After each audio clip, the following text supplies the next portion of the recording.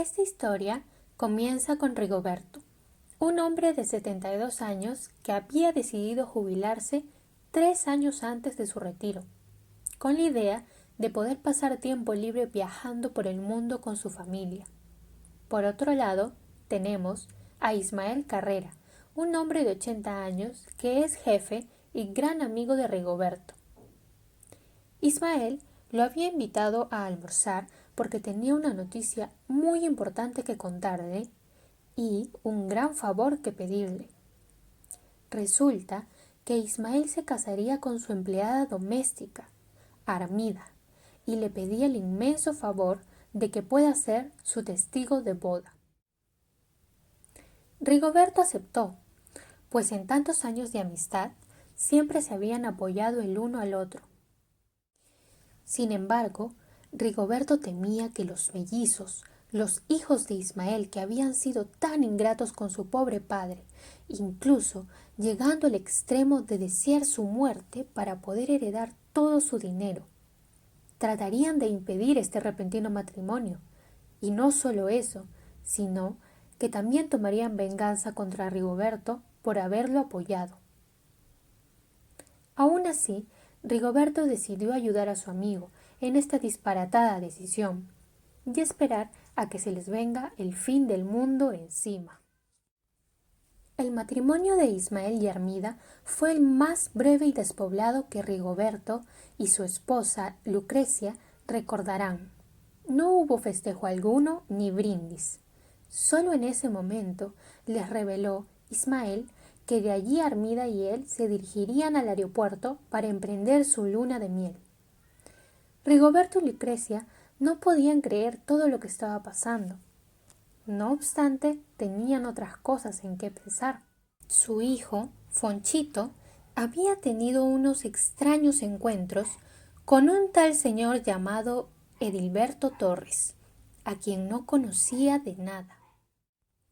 Rigoberto y Lucrecia habían pasado toda la semana ansiosos, esperando la reacción de los mellizos ante lo sucedido, hasta que el abogado de Ismael, el doctor Claudio Arnillas, llamó a Rigoberto para prevenirlo. Los mellizos habían averiguado que él era uno de los testigos. Debía estar preparado, lo llamarían en cualquier momento. Lo hicieron al cabo de unas horas y le pidieron una cita para el día siguiente. Rigoberto se lo comentó a Lucrecia, pero ella insistía en que lo más importante ahora era ocuparse de las apariciones de este sujeto Edilberto Torres. Ella había notado que su hijo actuaba raro desde entonces y estaba muy intrigada con el asunto, al igual que Rigoberto. Lo habían llevado a la mejor psicóloga de Lima, habían hablado con sus profesores, todos los días trataban de conversar con él, pero lamentablemente no conseguían una respuesta de quién era ese tal sujeto, o si era real. Fue entonces que a Lucrecia se le ocurrió una gran idea, llevar a Fonchito con el padre O'Donovan, un viejo amigo de Rigoberto que se había convertido en cura. Un martes el doctor Claudio Armillas pasó a recoger a Rigoberto para ir a la oficina del juez, donde descubrió que los mellizos le habían abierto una nueva investigación judicial en su contra. Por suerte, el juez no tomó en serio la ocasión de las hienas. Rigoberto regresó a su casa para recibir una nueva mala noticia. Su hijo se encontró otra vez con el Edilberto Torres en un colectivo. Él en ese momento recibe una llamada de Ismael para que se reúna de inmediato. Rigoberto fue a visitar a Ismael, donde se encontró con otra amiga muy diferente. Además se entera que Ismael ha vendido todas sus acciones a la compañía de Assicurazioni Generali d'Italia, volviéndose muy rico. Además Ismael le dice que deje de jugarse por los mellizos, porque él mismo iba a cenar todo el día de mañana. Apenas llegó a su casa, Rigoberto habla con Fonchito acerca del Libelto Torres, donde le contó cosas que él no las podía creer. Rigoberto se queda pensando en lo que le contó su hijo. Cuando entra a su habitación, su esposa, para darle la mala noticia de que Ismael acaba de fallecer. Rigoberto y Lucrecia se dirigían al entierro de Ismael, lamentando su pérdida, justo cuando creía haber ganado todas las batallas. Ni Nicky ni Escobita se acercaron a Armida durante el velorio, pero habían centenares de gente que querían y respetaban a Ismael presentes en su velorio. Además, Armida ahora contaba con dos guardaespaldas y con el abogado de Ismael, que ahora es el de ella, ya que temían que algo le podría suceder. Terminada la ceremonia, el abogado Claudio Millas decidió llevarse a Armida a su casa para que descanse, ya que pasó toda la noche despierta por el velorio. Rigoberto y Lucrecia decidieron ir a acompañarla. Los recibió el doctor Claudio Armillas. Les contó que el día de mañana se abrirá el testamento donde ha dejado prácticamente todo su patrimonio a su esposa, por lo cual los mellizos podrían el grito al cielo. Al día siguiente se les apareció el doctor Armillas, muy preocupado, y les contó que la señora Armida había desaparecido. Después de retirarse el doctor, Rigoberto recibió una llamada de Narciso, la cual se le escuchaba preocupado y le pide a Rigoberto para que se encuentren ya que tenía algo que contarle.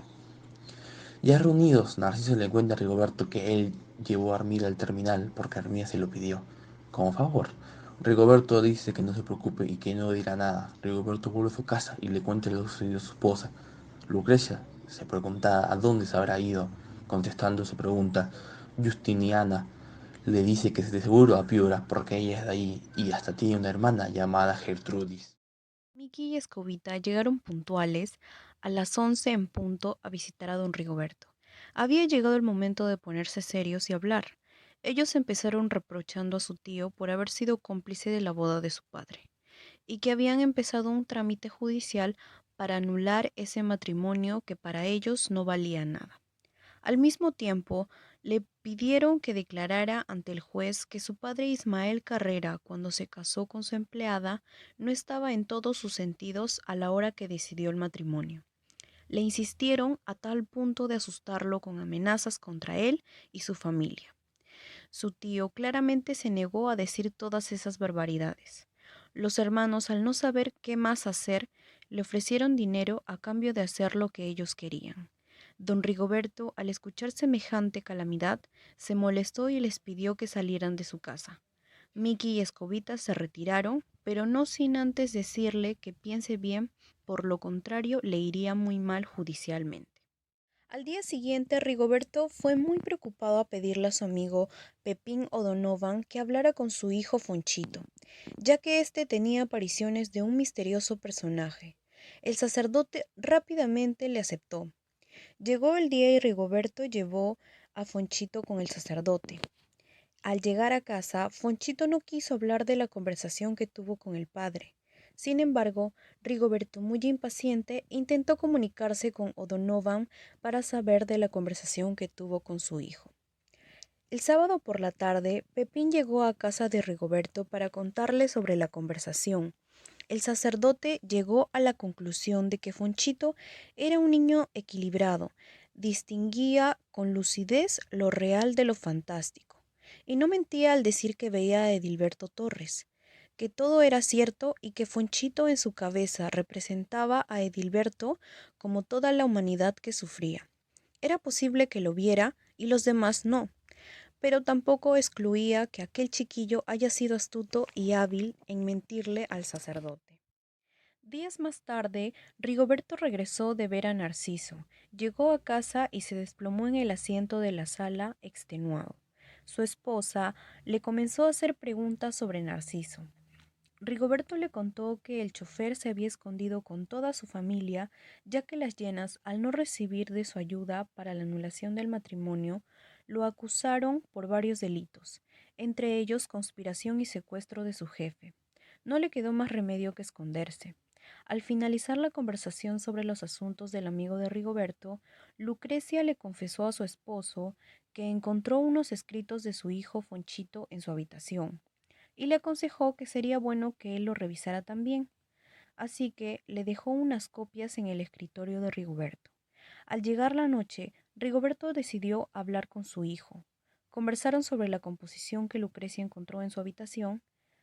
Al final, Fonchito, su hijo, fue a descansar sintiéndose sereno y Rigoberto estando feliz por ver a su hijo crecer y darse cuenta que él ve al mundo con su propia perspectiva. Después de unos días, Rigoberto recibe una llamada de un señor llamado Felicito Yanaqué, quien dice ser amigo de Armida.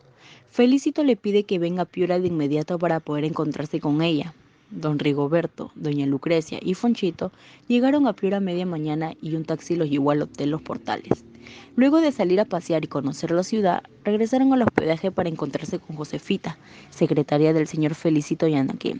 Ella los llevó a la casa de Felicito donde se encontraron con Armida. Ella les agradecía que hubieran venido, al igual que Ismael también se los agradecía allá donde estuviera. Empezó a contarles el motivo de su desaparición. Ella ya no podía seguir más en Lima. Esas citas donde los abogados, los notarios, los encuentros con los hijos de Ismael le estaban enloqueciendo. Necesitaba un poco de calma para poder pensar. Por eso vino donde Gertrudis y Felicito, que eran su hermana y su cuñado. Transcurridas un par de semanas, había llegado el gran día. Dentro de pocas horas, Lucrecia, Fonchito y él estarían cruzando los cielos, dejando atrás las nubes espesas de Lima, empezando el postergado viaje a Europa. 4 semanas, una en Madrid, otra en París, otra en Londres y la última entre Florencia y Roma. Pero lo que más le emocionaba a Lucrecia era la invitación de Armida a un banquete en su casa en Roma. Los tres partieron al aeropuerto, donde se encontraron con Felicito y Gertrudis. Al parecer, Armida también los había invitado a ellos e incluso había pagado sus pasajes. Finalmente, subieron todos al avión. En ese momento, Fonchito se acerca a su padre y le dice que el señor Edilberto Torres se encontraba allí mismo en el avión. Rigoberto parecía palidecer. Trató de buscar con la mirada al tal señor, pero no lo consiguió. Fonchito, al ver el rostro de su padre, no puede aguantar la risa y le confiesa que era una broma. Rigoberto ríe junto a su hijo y se siente una calma que no sentía hace mucho tiempo. Por fin las cosas irían muy bien para él y para su familia.